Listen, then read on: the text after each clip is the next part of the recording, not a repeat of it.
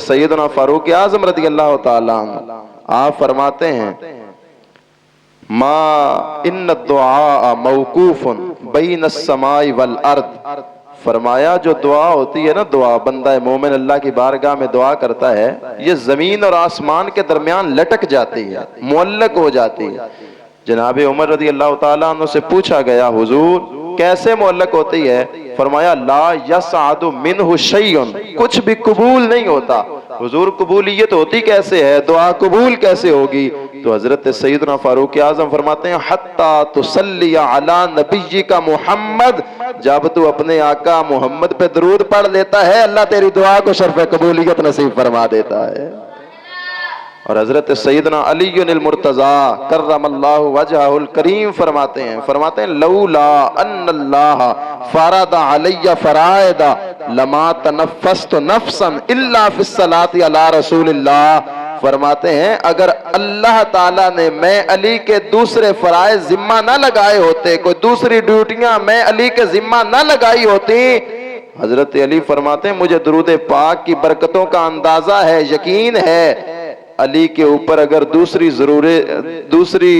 ड्यूटियां आयद ना होती तो अली का हर सांस ही मुस्तफा पे दरूद पढ़ते गुजर जाना था।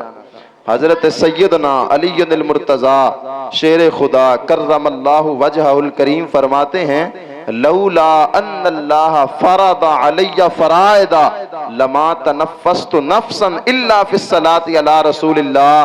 फरमाते हैं लोगों सुन लो दुरूद पाक का मकाम क्या है, शान क्या है।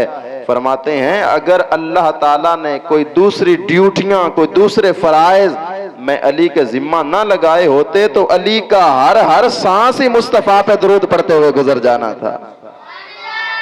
ए शहनशाह मदीना अस्सलातो वस्सलाम, जीनते अर्शे मुअल्ला अस्सलातो वस्सलाम, रब्बी हबली उम्मती कहते हुए पैदा हुए, हक ने फरमाया के बख्शा अस्सलातो वस्सलाम, दस्त बस्ता सब फरिश्ते पढ़ते हैं उन पर दरूद, क्यों ना हो फिर विर्द अपना अस्सलातो वस्सलाम। मोमिनों पढ़ते नहीं क्यों अपने आका पर दरूद, है फरिश्तों का वजीफा अस्सलातो वस्सलाम। बुत शिकन आया ये कहकर सर के बल बुत गिर गए, झूम कर कहता था काबा अस्सलातो वस्सलाम। और मैं वो सुन्नी हूँ जमीले कादरी, मरने के बाद मेरा लाशा भी कहेगा अस्सलातो वस्सलाम।